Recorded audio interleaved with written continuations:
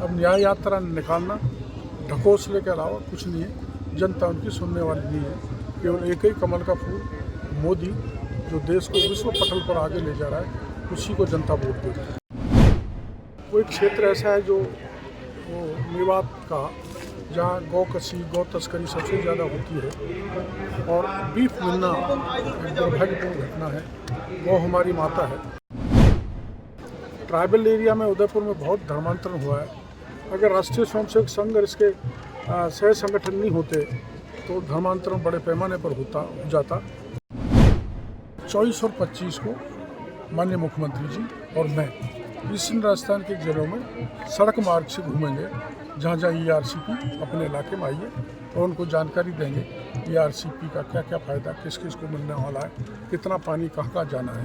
Sir, Alwar में beef मंडी का मामला सामने आया है। किस तरह की कार्रवाई सरकार की हो रही है? क्या होना चाहिए ऐसे? बीफ गाय पकड़ी गई है, गाय का मांस बेचा जाता है। देखो, आप जानते हो वो एक क्षेत्र ऐसा है जो मेवात का, जहाँ गौ कसी, गौ तस्करी सबसे ज़्यादा होती है और बीफ मिलना एक दुर्भाग्यपूर्ण घटना है। गौ हमारी माता है और जो भी ऐसे शरारती तत्व हैं उनके खिलाफ सख्त कार्रवाई की जाए। पूर्व कैबिनेट मंत्री महेंद्र सिंह मालवीय बीजेपी में शामिल हो गए और काफ़ी आरोप लगाए हैं उन्होंने CM गहलोत के ऊपर। मैं इस बारे में कुछ नहीं कहना चाहता। लेकिन सर, भरतपुर में धर्मांतरण हो रहा है। 10,000 लोगों का धर्मांतरण हुआ है। भरतपुर तो एक उदाहरण है, सब जगह पूरे देश में ही हो रहा है। नॉर्थ ईस्ट में बहुत हुआ है। ट्राइबल एरिया में उदयपुर में बहुत धर्मांतरण हुआ है। अगर राष्ट्रीय स्वयंसेवक संघ और इसके सह संगठन नहीं होते तो धर्मांतरण बड़े पैमाने पर हो जाता। हमारी विचारधारा ही ऐसी है जो धर्मांतरण को रोक रही है। जो किसी बहकावे में आ जाती है उनको समझाने का काम कर रहे हैं और धर्म में बने रहें और प्रलोभन दे के, दबाव डाल के जो धर्मांतरण किया जा रहा है उनके खिलाफ कानूनी प्रावधान है, सख्त कार्रवाई की जाए। राहुल गांधी भी आ रहे हैं न्याय यात्रा को लेकर। न्याय यात्रा राजस्थान में आने वाली है, धौलपुर में होकर गुजरेगी। देखो, ऐसा है, वो उनका एक राजनीतिक पॉलिटिकल कार्यक्रम है, मैं उसका विरोध नहीं करता। लेकिन यहाँ होकर भी राहुल गांधी जी निकले थे और हमने सब मुद्दे उनको उस समय दिए थे। अलवर में घेर के बताए थे। हमारे खिलाफ मुकदमा भी लग गया कि किसानों की परेशानी क्या है, जवानों की क्या है, बेरोजगारों के पेपर लीक हो रहे हैं और भ्रष्टाचार चरम पर है। उन्होंने हमारी बात नहीं सुनी। जनता ने सत्ता परिवर्तन कर लिया। लेकिन कांग्रेस के राज्यों में जो अन्याय हुआ और कांग्रेस ने इस देश पे 60 साल तक जो अन्याय किया, अब न्याय यात्रा निकालना ढकोसले के अलावा कुछ नहीं है। जनता उनकी सुनने वाली नहीं है। केवल एक ही कमल का फूल मोदी, जो देश को विश्व पटल पर आगे ले जा रहा है, उसी को जनता वोट देगी। दौसा में सारी कांग्रेस दौसा में एकत्रित हो रही है। बड़े बड़े नेता आ रहे हैं। लोकसभा चुनाव 25 सीट जीतेगी हम किरोड़ी लाल जी के क्षेत्र में। वो तो चुनौती दे रहे हैं, तो चुनौती को हम स्वीकार करते हैं। 25 तो दूर की बात, दौसा ही जीत लेना। पूर्व मुख्यमंत्री अशोक गहलोत कुछ दिन पहले दौसा आए थे। उन्होंने काफ़ी हमला बोला था युवा मित्रों को लेकर कि आपके ऊपर, आपके घर के बाहर महिला मित्र धरना दे रही थी। मेरी बात सुनो, महिलाएं प्रायोजित रूप से वहाँ पे भेजी गई थी कांग्रेस वालों लोगों द्वारा और वो मेरे घर पे बैठी थी।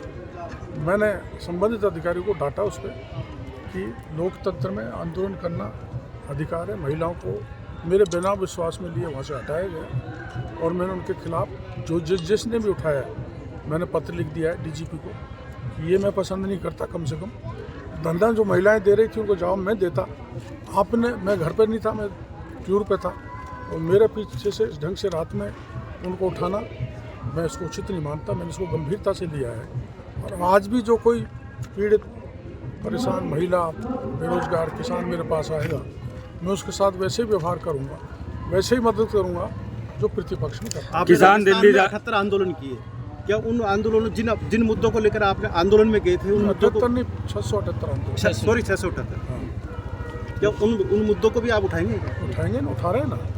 आपने देखा RS का पेपर बच्चे चाहते थे पोस्टपोन हो, कांग्रेस नहीं करती थी, पेपर लीक करा देती थी। अकेले डुटासरा ने अपने 6 आदमी RS बना दिए। मैं हड़ा RS का पेपर, चूँकि उनकी वाजिब मांग थी, मुख्यमंत्री जी से कह के हमने कैबिनेट में फैसला करा दिया। इसलिए जो मुद्दे पहले हमने उठाए वो उन्हीं के आधार पर हम सत्ता में आए, तो उनको पूरा करना हमारी जिम्मेदारी है। जहाँ गफलत में अफसर डालेंगे सरकार को, तो सरकार को जगाने की मेरी जिम्मेदारी है। एक कार्यक्रम मैं और आपको बता रहा हूँ, अभी फाइनल नहीं हुआ है, लेकिन 24 और 25 को माननीय मुख्यमंत्री जी और मैं ईस्टर्न राजस्थान के जिलों में सड़क मार्ग से घूमेंगे, जहाँ जहाँ ERCP अपने इलाके में आई है, और उनको जानकारी देंगे ERCP का क्या क्या फ़ायदा, किस किस को मिलने वाला है, कितना पानी कहाँ कहाँ जाना है। और 24-25 का टेंटेटिव है, वो फाइनल होगा। तो हमारे मुख्यमंत्री जी बिल्कुल जयपुर से घर घर जनता के दस्तक देंगे। मैं भी उनके साथ रहूँगा, संगठन के लोग भी रहेंगे, संबंधित विधायक भी रहेंगे। एक बहुत बड़ा कार्यक्रम होगा जो 10 जिलों में मुख्यमंत्री बाई रोड जाएंगे। किसान दिल्ली की तरफ कूच किया है एक बार फिर MSP की मांग को हमने भी लेकर। घनी बार कूच किया जयपुर की तरफ, लेकिन हमने लोकतांत्रिक तरीके से, हिंसा नहीं फैले। आपको पता है करीबन 50-60 हज़ार लोग मीना हाई कोर्ट में थे, उनमें से 10-20 हज़ार जयपुर की तरफ कूच किए थे। पुलिस ने वहाँ रोक दिया, हम रुक गए, पुलिस से हमने समझौता करा लिया, क्योंकि हिंसा से किसी समस्या का समाधान नहीं निकलता। अहिंसा और गांधीवादी तरीके से ही रास्ता निकाला जा सकता है। इसलिए मैं किसानों से अपील करूँगा कि हिंसात्मक तरीके से आंदोलन करें, उनका अधिकार है, लेकिन हिंसा नहीं हो, सब बातचीत से ही रास्ता निकलेगा। आप ERCP के जनक रहे हैं, इसमें कुछ और बदलाव चाहते हैं या जो बदलाव हो रहा है मैंने बता दिया है, और बताया ये कि महुआ में टुडाना के बीच में नांदना टुडाना का एक पहाड़ बनता है, वहाँ पर एक बांध बनना चाहिए, तो बांध का सर्वे हो रहा है। और अपना ये जो चांदराना का बांध है, उसमें पानी गिर के उस पानी को बाण गंगा में डाला जाए, खेड़ भरतपुर तक, वो जुड़ रहा है। और हमारे बाकी के बांध भी जुड़ रहे हैं। आप पहले 12 बांध छोड़ दिए थे, हाँ 12 बांध, अब उसमें से 9 बांधों को जोड़ा जा रहा है। और हमारा सबसे ज़्यादा पानी मेरी समझ में दौसा के बांधों में। सर एक सवाल और है, ऐसी खबरें आ रही हैं जिन मंत्रियों पर आपराधिक मुकदमे दर्ज हैं उनकी के मंत्री पद जा सकता है।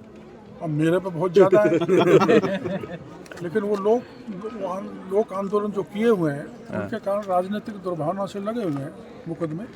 कुछ में चालान हो गया, कुछ में कोर्ट में चल रहे हैं, कुछ पेंडिंग है।